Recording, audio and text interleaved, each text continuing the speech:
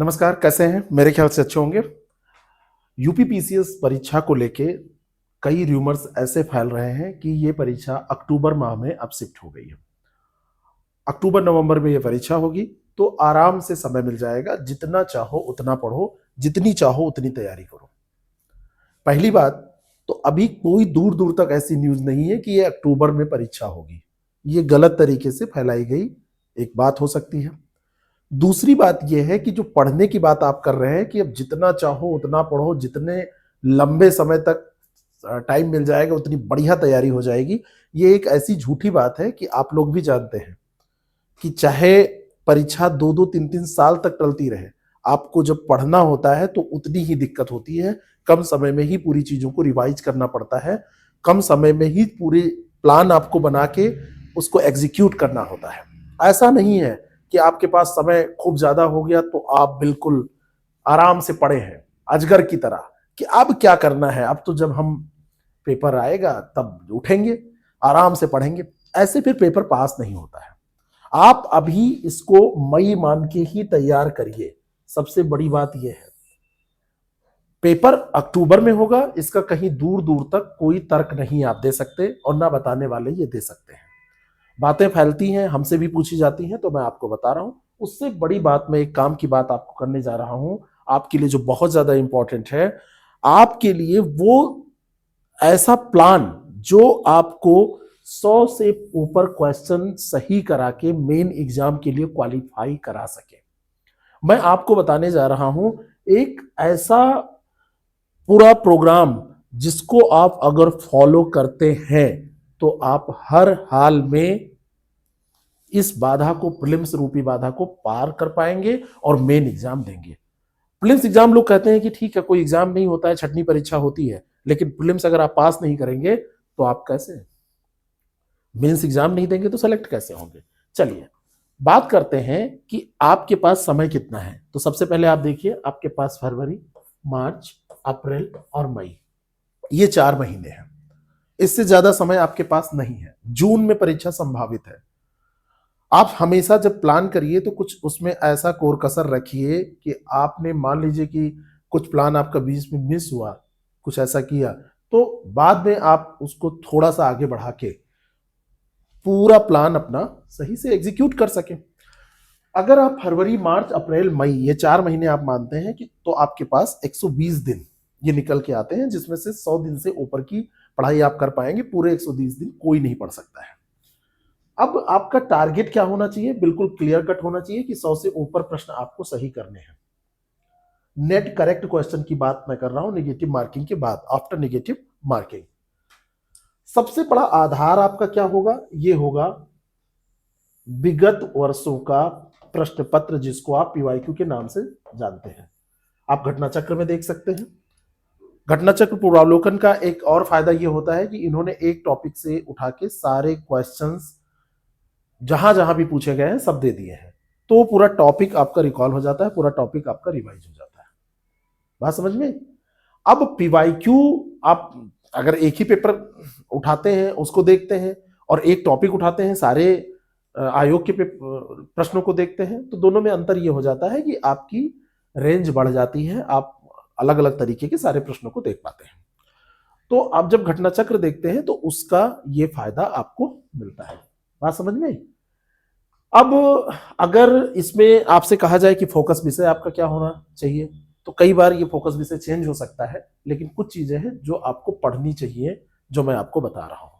किसी का फोकस विषय हो सकता है कि वो साइंस के सारे क्वेश्चन सही करना चाह रहा है, किसी का फोकस विषय हो सकता है कि वो इकोनॉमी के सारे क्वेश्चन सही करना चाह रहा है। लेकिन सबसे बड़ी बात है कि सारे सब्जेक्ट अगर आपके फोकस नहीं है, लेकिन कुछ सब्जेक्ट ऐसे हैं जिनको पढ़ना अनिवार्य है, पढ़ना पड़ेगा, क्योंकि कुछ ही सब्जेक्ट पढ़ के आपका चयन नहीं हो सकता है।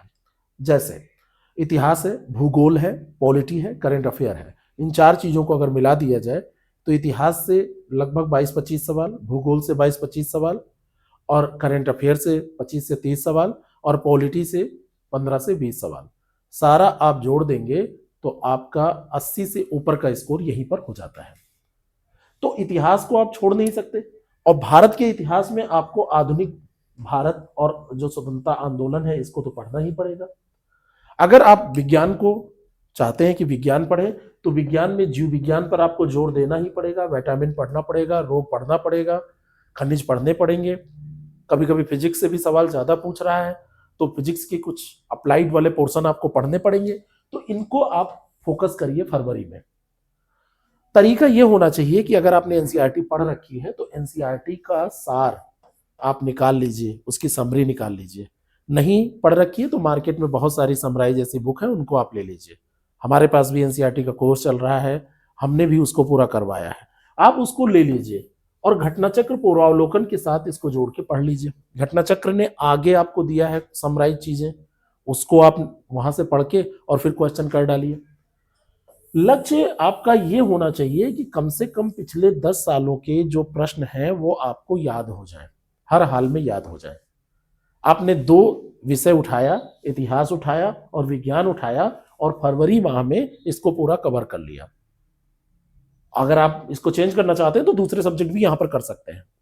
मार्च जब तक आया आपने भूगोल को फोकस किया। इसके पहले ऐसा नहीं कि भूगोल को हाथ नहीं लगाना है, आप पढ़िए घंटे 2 घंटे, या आप फरवरी में भूगोल को कर सकते हैं। कुछ चीजें हैं जो बाद में करनी जरूरी है, वो मैं आपको अभी बता रहा हूं। आपने पॉलिटी उठा ली, आपने पर्यावरण उठा लिया, भूगोल को पर्यावरण से कनेक्ट करके साथ साथ में, और राज व्यवस्था को आपने उठाया और इसको खंडशः, पहले आपने अनुच्छेद 1 से 51A तक, फिर पूरी आपने संसद, राष्ट्रपति, ये चीजें पढ़ डाली, और फिर बाद में इंस्टीट्यूशंस पढ़े, पंचायती राज पढ़ डाला। इस तरीके से मार्च में आपने अपने 3 मेजर सेगमेंट, जहां से देखिए 22-23 सवाल यहां से, 15-18 सवाल यहां से, कम से कम 20 तक आप मान सकते हैं, 40 हो गए, और अपने कम से कम 10 सवाल यहां से, 50 सवाल आपने मार्च में कवर किए। और यहां पर अगर आप में देखेंगे तो यहां पर आपको 22-25 सवाल यहां से, और सामान्य विज्ञान से भी आपको लगभग 20 सवाल मिलेंगे। 40-42 सवाल यहां से आपके कवर हो गए। इन दोनों महीनों की पढ़ाई के बाद में आप देखेंगे तो 40-50 ये और 40-50 ये, 100 सवालों की तैयारी आपकी हो गई। इसको करते करते आप पहुंचे अप्रैल में। अब अप्रैल में आपको मैं वो चीजें कहूंगा पढ़ने के लिए जहां पर फैक्ट की जरूरत है, जैसे यूपी विशेष, जहां पर याद करने की जरूरत है आर्थिक विकास, केंद्रीय बजट, आर्थिक समीक्षा, योजनाएं, गरीबी, एसडीजी, जनगणना, क्योंकि लास्ट तक ये आपको याद भी रहे, और इसमें जितना अपडेशन हो पाए वो अंत तक अपडेशन हो भी जाएगा। अप्रैल तक जो अपडेट हो जाएगा वो आपके मई जून के पेपर में पूछा जाएगा, उसके बाद उसको अपडेट नहीं करना पड़ेगा। लेकिन अगर आप इसको जनवरी में पढ़ लेंगे तो आपको बाद में अपडेट करना पड़ेगा। कैसे अपडेट करेंगे? और तीसरा, आपने करंट अफेयर, डेली तो आप करंट अफेयर पढ़ते रहिए, लेकिन 8 महीने का लगभग करंट अफेयर, लगभग अक्टूबर 2025 से आप उठाइए, अक्टूबर, नवंबर, दिसंबर, जनवरी, फरवरी, मार्च, अप्रैल और मई तक, मई के आधे तक, वैसे अप्रैल तक लेकिन मई के आधे तक आप चाहिए तो उसको गहराई के साथ अब रिवाइज करिए। अगर आप चाहते हैं कि आपके सारे सवाल सही हो जाएं तो यूपी में इतिहास, संस्कृति, जनगणना और यूपी के बजट पर आप फोकस करिए। अभी मैं आपको आगे बताने वाला हूं कि किस सब्जेक्ट में क्या नहीं छोड़ना है। उन चीजों को आपको पढ़ना ही है क्योंकि उनसे सवाल पूछे ही जाते हैं। ये काम आप अप्रैल में करिए। अप्रैल के बाद में जब आप मई आए तब तक आप अपने सारे कोर सब्जेक्ट रिवाइज कर चुके हैं। आपने कहा कि इकोनॉमी आपने नहीं बताया, जो मैंने आर्थिक विकास बताया इसी में इकोनॉमी की कुछ कॉन्सेप्ट आपको पढ़ लेना है ना। तो आपका ये देखिए इकोनॉमी हो गया, ये आपका एनवायरनमेंट हो गया, पॉलिटी हो गया, यहाँ पर ज्योग्राफी हो गया, हिस्ट्री हो गया, साइंस हो गया। बचा क्या? कोई मेजर सब्जेक्ट ऐसा नहीं बच रहा है। आप एग्रीकल्चर है, एग्रीकल्चर में आपको पुराने सवाल देख लेने हैं।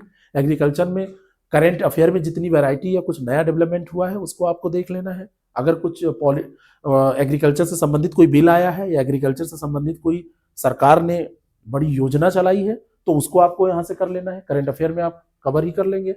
अब यहां पर आप देखिए मॉक कब देना है आपको, अगर आप अपने आप कर रहे हैं तो मैं ये कहूंगा कि आप जितना पहले पढ़ते चलें उसका सेगमेंट वाइज टेस्ट देते चले पूरा। जैसे आपने यहाँ पे पॉलिटी पढ़ा तो पॉलिटी का टेस्ट आपको देना है, भूगोल पढ़ा तो भूगोल का टेस्ट आपको साथ साथ देना है, पर्यावरण पढ़ा तो आपने तुरंत टेस्ट दिया। अब भूगोल और पर्यावरण पढ़ते समय एटलस देखना ही है। परीक्षा बाड़ी से आप पर्यावरण भूगोल ये सब पढ़ सकते हैं, काफी ठीक है। आपने पॉलिटी से राज्य व्यवस्था पढ़ ली, लेकिन इसके क्वेश्चंस नहीं देखे तो दिक्कत हो जाएगी, तो साथ साथ देखते चलना है। लेकिन मई के महीने में आपको शिफ्ट हो जाना है फुल मॉक टेस्ट पे, एक फुल लेंथ मॉक टेस्ट पे आपको शिफ्ट होना है। आपको करंट अफेयर रिवीजन, जैसे आई दृष्टि से कोई करता है, घटनासार से करता है, तो घटनासार से आप करिए, आई दृष्टि से करिए। इसको आपको बिल्कुल डेडिकेटेड वे में, यानी कि एक एक चीज पे आपकी नजर होनी चाहिए, और इसको क्वेश्चन आंसर के फॉर्म में अगर आपने देख लिया, 3-4 बार आप इसके पूरे कंटेंट को एक बार ऐसे रीड करिए, एक बार क्वेश्चन आंसर के फॉर्म में देखिए, टेस्ट देके देख लीजिए इसको पूरा, और जो गलतियां निकलकर सामने आ रही हैं उनका विश्लेषण करिए, है ना। जो भी तथ्य आपको मिल रहे हैं उनको रटिए, उन फैक्ट्स को आप तैयार करिए, और ये पूरा जो आपने अभी तक पढ़ा था उसका ये क्या है, ये अंतिम रूप देने का है, ये तरीका अंतिम रूप देने का। मॉक के बाद में लॉक कर दिया आपने चीजों को कि अब मेरी तैयार है, आयोग टेस्ट ले लो, आयोग अब आप पेपर दो, मैं करने को तैयार हूं, मैं अब कर सकता हूं। बात समझ में आ रही है? अब आप आयोग को ललकार रहे हैं कि आप टेस्ट लो तो हमसे, हम तैयार हैं। कैसे? क्योंकि आपने यहां पर सेगमेंट वाइज तो जो भी फोकस विषय आपका था उसको पढ़ा भी है, और उसके एमसीक्यूज लगातार किए हैं, और यहां पर अपनी कमियों को देखने के लिए कि हम कुछ कर पा रहे हैं कि नहीं कर पा रहे हैं, यहां पर भी पूरा आपने निचोड़ देख लिया है। और ये पेपर का स्तर ध्यान रखना, ऐसी टेस्ट सीरीज मत ज्वाइन करना जो यूपीएससी के लिए बनाई गई थी, यहां पर दे दी गई, कठिन कठिन सवाल भर दिए गए, सरल सरल सवाल भर दिए गए, ऐसा नहीं। आप ये कोशिश करो ऐसी टेस्ट सीरीज लेने का जो बिल्कुल आयोग के पैरेलल क्वेश्चन बना रही है। थोड़ी सी कठिन हो ठीक है, कुछ क्वेश्चन कठिन हो तो ठीक है, आयोग भी करता है, लेकिन पता चले सारे क्वेश्चन स्टेटमेंट बेस्ड हैं, 4-4 स्टेटमेंट दिए हैं, बोझिल हो जाएगी, काफी दिक्कत होगी आपको। तो ये काम आपको कर लेना है। फिर अब तीसरा चरण जो मैं आपको बताने जा रहा हूं कि ये पूरा पढ़ते समय आपको कौन सी चीज है जो ध्यान रखनी है, वो है high yield topic. High yield topic ये है माइक्रो स्ट्रेटेजी। मैंने एक भूगोल की स्ट्रेटेजी आपको बताई थी, जरा उसको अपना के देखिएगा, उसको आप एक बार करके देखिए, फिर आपके देखिए क्वेश्चंस कितने ज्यादा सही होते हैं, आपको कम मेहनत में कितना बढ़िया आउटपुट मिलता है ना, लो वर्क और हाई आउटपुट। ठीक है। इतिहास में आपको 1857 की क्रांति, कांग्रेस अधिवेशन, गांधीवादी युग, क्रांतिकारी आंदोलन, पुस्तकें, लेखक, कालक्रम बिल्कुल छोड़ना ही नहीं है। बाकी तो आपको पढ़ना है, इन पर इतना फोकस होना चाहिए क्योंकि आधे सवाल यहीं से आपके बन जाएंगे। जो 22 सवाल पूछे जाएंगे उसमें 10-12 सवाल यहीं से।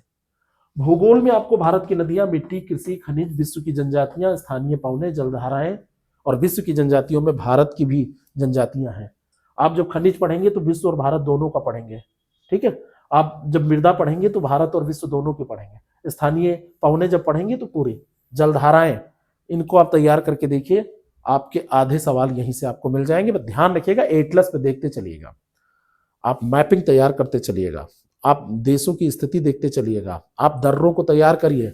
यहां पर ध्यान रखिए, जब आप यहां पर पढ़ रहे हैं तो पर्वत, पहाड़, है ना, दर्रे, इनको तैयार करिए, पर्वत को तैयार करिए। और यहां पर आप देखिए फैक्ट जो पूछे जाते हैं, जो लोकेशन आपसे पूछा जाता है, जो नॉर्थ टू साउथ पूछा जाता है, जो ईस्ट टू वेस्ट पूछा जाता है, इन सब चीजों को आप तैयार करके जाइए।